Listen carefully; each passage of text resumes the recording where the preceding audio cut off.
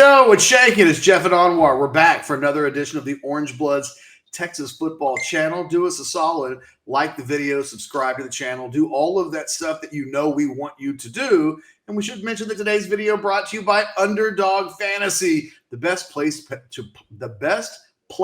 to play fantasy sports, whether it's best ball, daily drafts, pick 'em, you name it. Start drafting in minutes with a shot at all sorts of big cash prizes available on the Android, on the iPhone, on the web. Let them be your home for fantasy sports. On more big news, big stuff to discuss on the Texas football front. We reported yesterday, we talked about it some on the Monday Overreaction show, but there's been conversation that both Marcus Washington and Jahdae Barron would enter the portal over the course of the next 48 hours from Sunday. As we record this, Marcus Washington is in the portal, and Jahdae Barron is still in a position where his name may show up in the portal before you watch this video, or he could decide to pull his name out of the portal. Texas officials hoping to be able to make the case that he shouldn't enter the portal when it's all said and done. Your reaction to the news of the day and obviously what we're waiting on with regards to Barron. It was interesting, the Marcus Washington thing. I don't remember what video this was, Ketch. I feel like a couple of weeks ago, you and I were talking, and I said, man, I got to give that young man credit. He could have transferred or, a while ago, and, here he is from out of state, and he's just staying here and fighting it through, and props to that young man. And it's like, wah, wah, wah. Like, in a couple of weeks later, he transfers. So I give him the props for as long as, in that time, I give him the props. It's, I think it's clear from a receiver perspective, the direction that they're headed. And Marcus Washington is a guy that, we know he's fast. We know he's got talent, but we also know, Ketch, that's been pretty obvious where the pecking order is as far as receivers were concerned. And he was going to be the outside looking in as far as playing time this season. He would be a guy that got in every once in a while, but wasn't going to be a guy that you see in the top three, top four, kind of guys. It was interesting because Sarkisian and others said he had a good spring, but these guys want to play, Catch, and there's a two-level thing to it because it'll bleed into what we're going to eventually talk about, which is NIL. But there also are guys who are seeing opportunities. If I go somewhere to play, I still can probably make something in NIL money. So why should I sit here and ride the bench? Even if I go to a smaller school, I might be able to get something. So, don't begrudge him. I think he was a good soldier for as long as he could. Could be. Ultimately, he wasn't recruited by Steve Sarkisian, and he saw kind of the writing on the wall where he fit in, and so he goes into the transfer portal, and you hope he finds success and finds a good landing spot. Yeah, I think three things kind of stand out of my mind as events. I think to the scrimmage the weekend before the spring game, where Marcus Washington had a really nice scrimmage and Isaiah Nayor actually had kind of a quiet scrimmage. And there had been this discussion about those two guys specifically battling out for the outside receiver spot. I think we all thought Isaiah Nayor would eventually take that job.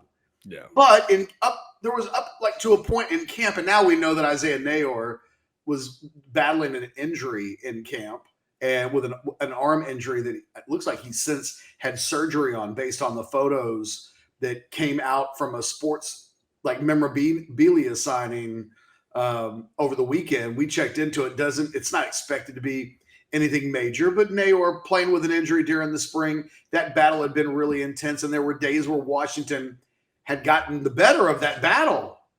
But then in the spring game with Xavier Worthy on a pitch count, and Sarkisian, even telling the Longhorn Network audience that he wanted to put the quarterbacks in as good of a position as possible to have success, to kind of feel it and see who would step up and make the play.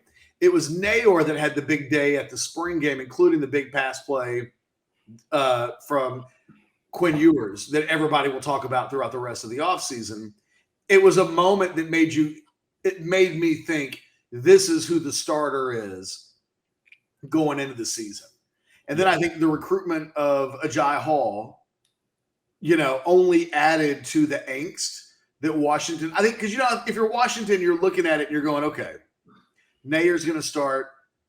Mm-hmm. Worthy's going to start. Whittington's going to start. I'm fourth. But Brennan Thompson's coming in and they want to play him. And they brought in Billingsley and they got Sanders and Helm and Ajay Hall. He's trying to figure out where he is. And then I think the addition of Ajay Hall was like, wait a minute. I might be fifth now.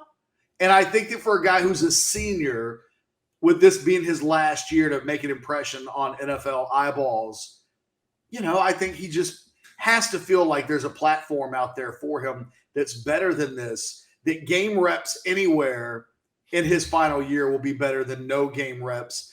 Obviously at the school that he loves and would like to finish his career at, but the guy wants to play football and he wants to do it in a way that will allow him to play at the next level. And to be completely fair, there are a lot of mouths to feed in this Texas offense.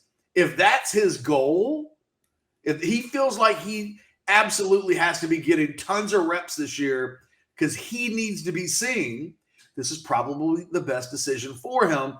As much as Texas would love to keep him for depth purposes, and he makes, I think, the locker room and the team better, it's a completely understandable, I think, situation from his perspective. Yeah, and Ketch, as you're talking, and as is writing stuff down, and just to think about it, what you're talking about, like the mouths to feed. Let's talk about how long this table needs to be, because you talked about all the receivers. Then we go into the running backs. Yeah. So you still got the Bijan Robinsons of the world. You still got Roshan Johnson. You still got Keelan Robinson. Those mouths that you got to feed. The tight ends that they have there, you still got Jatavian as the mouth that needs to be fed, Jaleel Billingsley, Gunnar Helm as guys. Like if you are Marcus and you start looking at, okay, there's a lot of mouths to feed, and I don't know where I'm going to be standing on this line. So maybe, I get one game where I get a couple of receptions, and I might, there may be another game where, maybe a game where Bijan gets 30 touches. And, then there's very little left as far as the passing game is concerned. So, it's you start looking at, it's getting crowded. They brought in a lot of guys. To your point, Ketch, when these guys sign, right, wrong, or indifferent, they all have NFL aspirations, right? And it's not up to any of us to be dream killers or to give them the stats and tell them the statistical improbability of this happening and getting struck by lightning. At the end of the day, they're still living a dream. They're realizing that they're really getting towards the end. And now it's time for him to say, man, I got to get somewhere. It's somewhere I got to get the opportunity. And I think for Marcus, as a guy who's been able to play catch, a little bit, at a Power 5 school, he'll have some opportunities. He's got the speed. There's teams out there that need receivers. Someone was telling me the other day, and I'm not projecting this, but just use it as an example. Like they said, like the University of Florida would take anybody right now who would be a good receiver because they're so desperate at that position. So you just never know, where he may potentially end up and land up. And Ketch, the one of the things that I think you pointed out, I want to say it was late last year, earlier this year, which was how like Texas was kind of almost holding some spots for for transfer portal guys, just in case someone came on the market. Yeah. That's what Marcus has got to hope, that there's some programs out there that have been holding a spot to get a receiver, and they're like, hell yeah, we'll take that guy. We'll add in some speed, because like you said, it's a lot of mouths to feed here. Anwar, the situation with Washington is such that if you were to go to a school like Sam Houston State, and I don't mean to insult Marcus if he's watching, if that level is perceived too low, but we're talking about a guy last year that actually played a lot for Texas. I think he played near 70% of the game reps over the course of the season, primarily as a run blocker, but he played a lot. Obviously, he has to be sensing that percentage of snaps is going to decline. What he needs is volume. What he needs is to be able to go someplace and put some film together of him catching the ball. We know he can play at a high level and be a good player. Can he be more than that? And, It'll be curious to see where he lands. But I don't know that he needs to go to a Florida. I don't know that he needs to go to a Utah or a USC or some of the schools that we've seen guys transfer to. He needs to go to a place where he's definitely going to start. Yeah. And definitely to be able to be in a position where maybe he can catch 50, 60 balls this year. Let NFL people evaluate that film along with his Texas stuff, put together really good workouts, and he's going to get a chance to play in the NFL. Right now, what does that mean? Well, if he does really well and puts together a really good senior season, maybe he's a draftable player. Or maybe he's a Cade Brewer or a Denzel Okafor or a Derek Kerstetter type that when this thing's all said and done, his pathway is through an undrafted free agent spot. But I think he's in a more unique situation than most of the guys that we've covered that have left Texas in the portal. There's a level that he's reached that's not bad, but now he needs to show something else. And you're probably talking about a guy that if he stays at Texas catches between, I don't know, 15, 20 balls this year, tops, unless there are injuries. Yeah. So, and that's almost 2 receptions a game. I thought about it along the lines of maybe like 3 receptions every 2 games. Over the course of a season, that's like 18 catches. And that's probably right about where he would have been. It makes total sense.